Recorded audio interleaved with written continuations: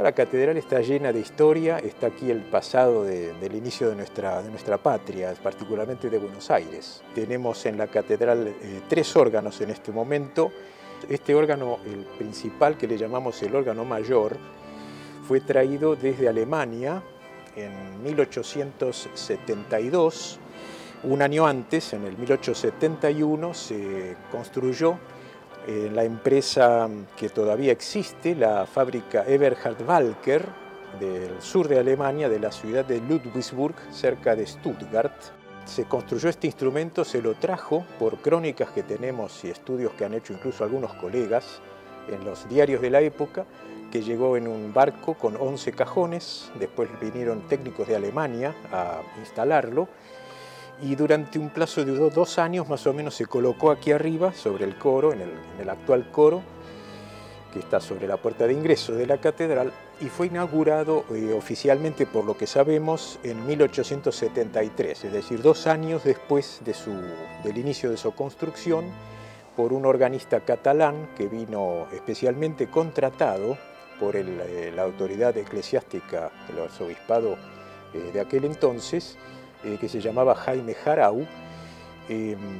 que también sabemos que se desempeñaba como director de la orquesta estable del antiguo Teatro Colón. Después está el otro pequeño instrumento que está abajo, que tuvo distintas colocaciones, distintas ubicaciones en la catedral, que por lo que se sabe, si bien no tiene la fecha inscripta de construcción, las características técnicas y estéticas exteriores lo datarían al final del siglo XVIII, en torno al 1780-90, por lo cual obviamente concluimos que es un instrumento colonial anterior a la Revolución de Mayo. Es un instrumento de características hispano-francesas y criollas, porque tiene cosas que son propias de Buenos Aires, particularmente creemos que fue construido aquí. Todo nos guía hacia un fabricante de órganos que se instaló en esa época en Buenos Aires, que avisaba en el diario La Gaceta de que ofrecía fabricar órganos en la ciudad. Este órgano que le decimos el colonial llegó a la catedral de otro lugar, sospechamos de la zona de San Telmo, y que Bernardino Rivadavia, entonces gobernador, en 1822 lo envía por decreto, el 1 de julio de ese año, como un enser para la catedral. Parece que fue una época que se despojaron algunos conventos de sus cosas y ese pequeño órgano vino a parar acá. Después, en las actas capitulares del Cabildo Eclesiástico figura la